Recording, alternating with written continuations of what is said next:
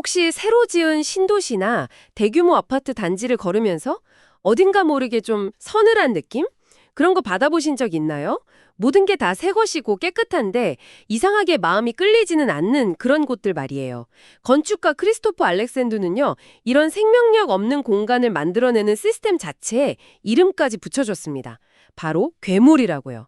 오늘 저희는 크리스토퍼 알렉산더의 역작 질서의 본성 2권 생명 창조의 과정을 좀 더 깊이 들여다보려고 합니다. 그중에서도 특히 제19장 거대한 과정의 어려움을 통해서 우리가 어쩌다 이런 괴물들로 가득한 세상을 만들게 됐는지 그 근본적인 원인을 한번 파헤쳐 보겠습니다. 이론적으로는 조금씩 개선하면 될 것 같은데 현실은 그렇지가 않잖아요.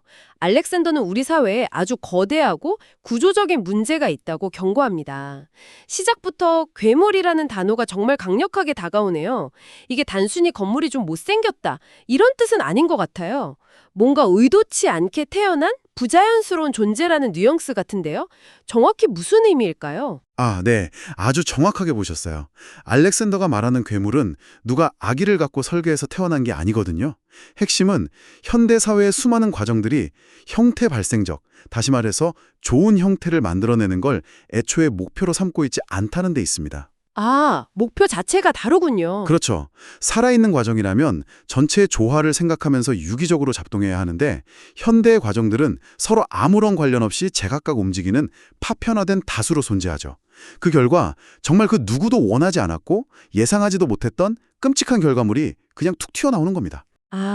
그러니까 각 부서는 자기 일만 열심히 했는데 합쳐놓고 보니까 괴상한 결과가 나온다는 거군요. 책에 나오는 20세기 아파트 건물이 딱 그 예시 같아요. 햇볕도 잘 안 드는 좁은 방, 의미 없는 발코니, 삭막한 복도. 이걸 설계한 건축가가 나는 사람들을 불행하게 만들겠어라고 결심했을 리는 없잖아요? 그럼요. 그 건축과도 주어진 규제나 경제적인 압박 속에서 최선을 다했을 겁니다. 예를 들면 용적률 규제, 주차대수 규제, 소방법 규제 같은 것들이요. 네네. 각각은 다 필요한 것들이죠. 맞아요. 이 각각의 규칙들은 다 나름의 타당한 이유를 가지고 만들어졌겠죠. 하지만 이 규칙들이 한데 모였을 때 과연 인간이 살기에 좋은 공간이 만들어질 것인가? 여기에 대해서는 아무도 총체적으로 책임지지 않는 거예요. 그래서 알렉산더는 20세기 사회가 마치 프랭켄슈타인 단계에 들어섰다고 말합니다. 프랭켄슈타인 단계요? 예, 자신들이 만든 과정들이 어떤 끔찍한 생활 환경을 만들어낼지 전혀 깨닫지 못한 채 말이죠. 와, 프랭켄슈타인 단계라니 정말 소름 돋는 비유네요. 결국 우리가 무심코 만든 시스템이 우리 삶의 터전을 파괴하는 괴물을 끊임없이 생성하고 있다는 거군요. 우리가 그 시스템의 주인인데도 말이죠. 바로 그 점이 핵심입니다. 세상의 물리적 구조는 그것을 만드는 과정이 결정한다는 것. 하지만 오늘날 우리가 가진 대부분의 과정들은 안타깝게도 구조를 파괴하는 속성을 내재하고 있어요. 우리는 괴물을 만들어내는 시스템을 세상에 풀어놓고 심지어 우리가 그 시스템을 만들었다는 사실조차 잊고 사는 셈입니다. 그렇군요.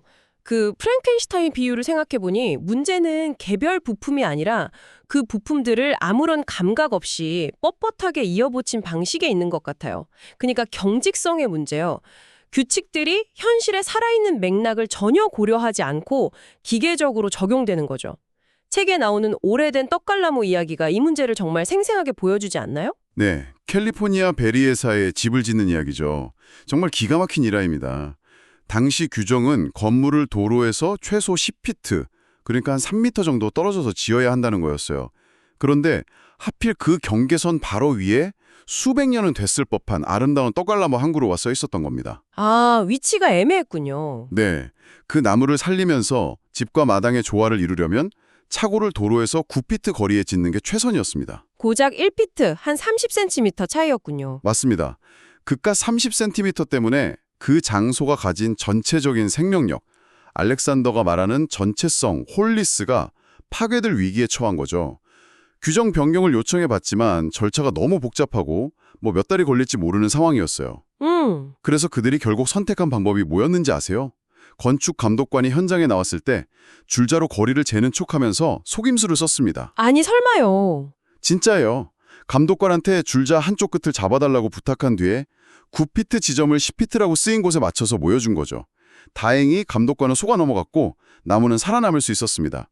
정말 웃지 못할 희극이죠. 와. 규칙 자체는 분명 더 큰 전체, 뭐 보기 좋은 가로 경관을 만들려는 좋은 의도에서 시작됐을 거예요. 하지만 그 경직된 규칙이 눈앞에 있는 더 구체적이고 살아있는 전체, 즉 나무와 집과 마당의 생명력은 파괴하려 했던 겁니다. 생각할수록 황당하네요. 좋은 공간을 만들려고 법을 어겨야 하는 상황이라니요. 대체 이런 경직되고 비인간적인 규칙들은 어디서 온 걸까요? 저는 책의 이 부분에서 정말 무릎을 쳤습니다. 알렉산더가 그 모든 문제의 뿌리를 한 인물, 바로 프레더릭 테일러에게서 찾는다는 점이요. 이름은 좀 생소한데 그의 유령이 현대사회 곳곳을 떠돌고 있다는 거잖아요. 맞습니다. 프레데릭 테일러. 20세기 초 과학적 관리법을 창시한 인물입니다. 그의 목표는 단 하나, 공장 생산성의 극대화였죠. 이를 위해서 아주 급진적인 원칙을 제시했습니다. 첫째, 노동 과정에서 숙련공이 가진 지식과 기술을 철저히 분리해서 매뉴얼로 만든다. 둘째, 생각하는 일, 즉 구상과 몸으로 하는 일, 실행을 완벽하게 분리한다. 그리고 셋째, 경영진이 이 분리된 지식을 독점해서 노동 과정 전체를 통제한다. 잠깐만요.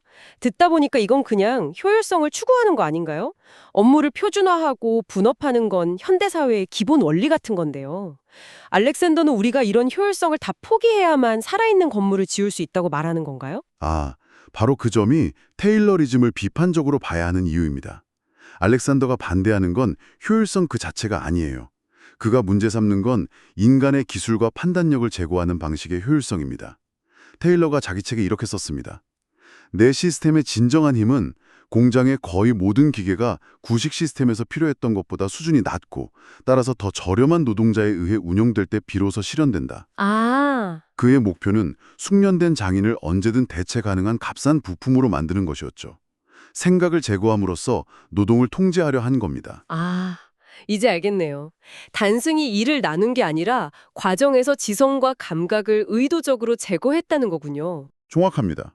그리고 이 생각과 실행의 분리라는 유령이 공장 밖으로 나와서 건축, 행정, 교육, 농업 등 우리 사회 모든 분야를 장악해버렸습니다.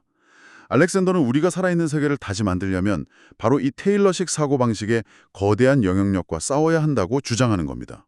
그 생각과 실행의 분리라는 관점에서 보니까 다음 문제도 자연스럽게 이해가 되네요. 테일러식 사고는 결국 모든 일을 경직된 상자로 나누게 만들고 각자 자기 상자 안에서만 일하게 하니까요. 전체적인 흐름이나 맥락을 보지 못하고 엉뚱한 순서로 일이 진행되는 문제가 생길 수밖에 없겠어요. 메리 로즈 박물관 설계 사례가 그야말로 완벽한 예시죠. 헨리 8세 시대의 군함 메리 로즈를 인양해서 전시할 박물관을 짓는 프로젝트였는데요. 건축가는 당연히 설계를 시작하기 전에 배가 놓일 땅의 상태를 알아보는 집안 조사가 필수적이라고 생각했습니다. 기초 설계를 하려면 땅이 단단한지 무른지 알아야 하니까요. 너무나 상식적인 이야기인데요. 왜 그걸 안 하죠? 그렇죠.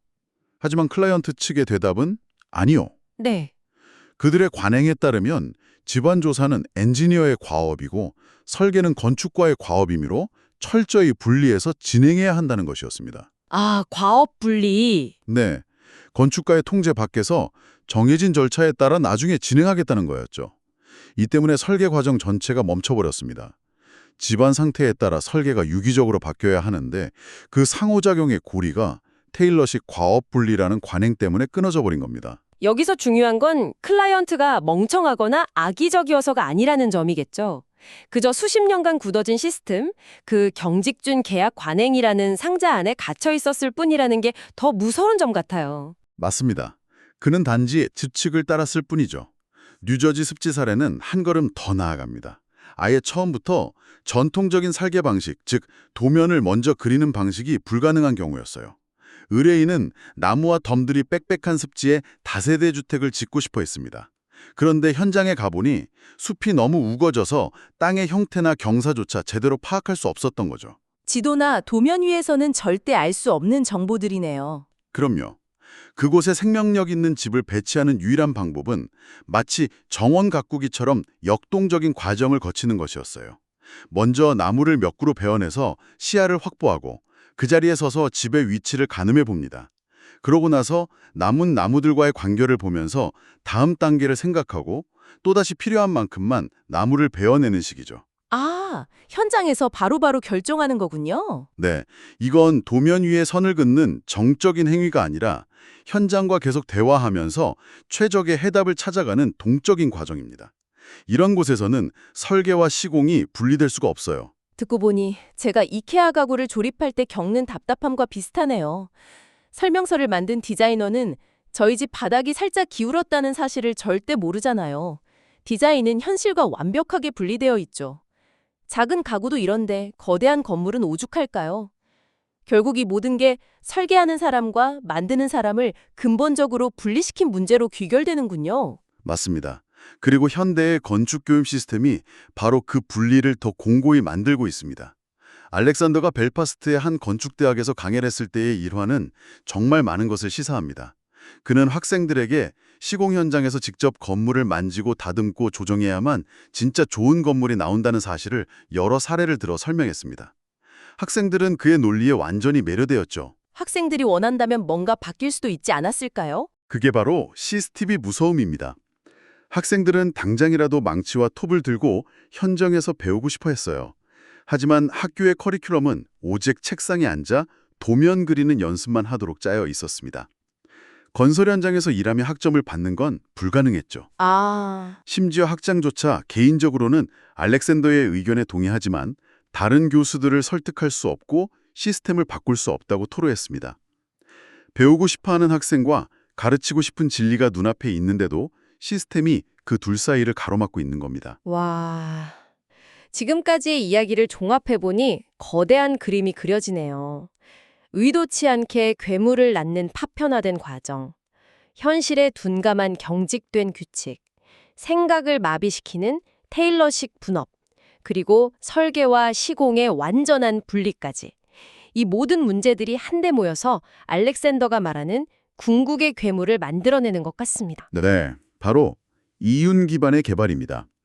이 시스템의 본질은 우리가 만들고 있는 물리적인 결과물, 즉 건물의 질이나 그곳에 살 사람들의 행복이 아니라 오직 돈 그 자체에 기반한다는 것입니다. 예를 들어보죠. 콜로라도 아스펜의 스키 리조트 아파트 단지가 지어집니다. 그런데 그 프로젝트에 돈을 대는 투자자들은 싱가포르나 플로리다에 있어요.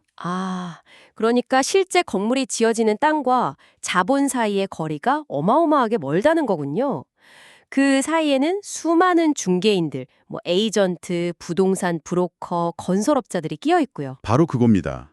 그 길고 복잡한 과정 전체를 움직이는 유일한 동기는 뭘까요? 바로 투자 수익률입니다. 돈이군요. 그렇죠. 각 단계에 있는 사람들은 모두 자기 몫의 이윤을 챙겨야 하고 최종적으로 멀리 있는 투자자에게 약속된 수익을 안겨줘야만 프로젝트가 성공한 것으로 간주됩니다. 이런 구조 속에서 그 땅과의 깊은 관계, 그곳에 살 사람들과의 교감, 아름다움이나 생명력에 대한 추구 같은 가치들은 전부 부차적인 것이 되어버립니다. 심지어 전망 좋은 창문이나 넓은 발코니 같은 소위 편의시설조차도 오직 그것이 분양가를 높여서 최종 이윤을 극대화할 수 있을 때만 고려된다는 말씀이시죠. 정확합니다. 이건 어느 한 명의 나쁜 개발업자 문제가 아닙니다. 은행의 대출 규제부터 지역의 건축 법규, 세법에 이르기까지 우리 사회의 모든 제도가 서로 협력해서 이 이윤 기반 개발이 가는 괴물을 더욱 강력하게 만드는 거대한 시스템 효과입니다. 그래서 알렉산더는 아주 단호하게 말합니다. 이런 방식으로는 살아있는 환경을 창조하는 것이 사실상 불가능하다. 정말 이 모든 걸 듣고 나니 거대한 벽 앞에 선 기분이 드네요. 건축 법규에서 시작해서 20세기 초 공장 관리 기법을 거쳐서 현대의 글로벌 금융 시스템까지 이 모든 것이 어떻게 살아있는 세계의 창조를 가로막는 괴물을 낳았는지 그 과정을 샅샅이 탐색해 보았습니다. 이건 한 사람의 선이나 노력만으로는 바꾸기 힘든 정말 거대한 구조적 문제인 것 같아요. 그래서 알렉산더는 이 상황을 과학 철학자 토머스 쿤이 말한 패러다임의 전환에 비유합니다. 기존의 사고방식, 즉 테일러주의와 이윤 기반 개발이라는 패러다임이 너무나 견고해서 전체성이나 생명력 같은 가치를 추구하는 다른 접근 방식은 아예 다른 언어처럼 들려서 소통조차 불가능하게 느껴진다는 거죠. 실제로 살아있는 장소를 만들려는 시도 자체가 우리 사회와 제도의 현실과 끊임없이 충돌하고 부딪히는 게 현실이니까요. 매우 냉정한 분석이죠. 정말 거대한 도전 과제네요. 하지만 오늘 우리가 그랬던 것처럼 이 괴물의 정체를 정확히 파악하고 그 이름을 부르는 것이 변화의 첫걸음이 아닐까 싶습니다. 알렉산더가 이 글을 쓴 지도 수십 년이 흘렀습니다. 지금 당신이 살고 있는 도시를 한번 둘러보세요. 그가 묘사했던 괴물들, 생기 없는 아파트, 의미를 잃어버린 공공공간, 보행자를 밀어내는 거리, 이 여전히 보이나요? 하지만 더 중요하게는 혹시 그 틈새에서 다른 가능성을 발견한 적은 없으신가요? 주민들이 힘을 합쳐 가꾸는 작은 공동체 정원, 오래된 건물을 세심하게 고쳐 쓰는 소규모 가게, 혹은 사람들이 자신의 집과 발코니를 정성껏 가꾸는 모습 속에서 알렉산더가 말한 새롭고 더 살아있는 과정에 작은 싹이 트고 있는 것이 보이지는 않나요? 당신이 지금 서 있는 바로 그곳에서 살아있는 과정이란 과연 어떤 모습일까요?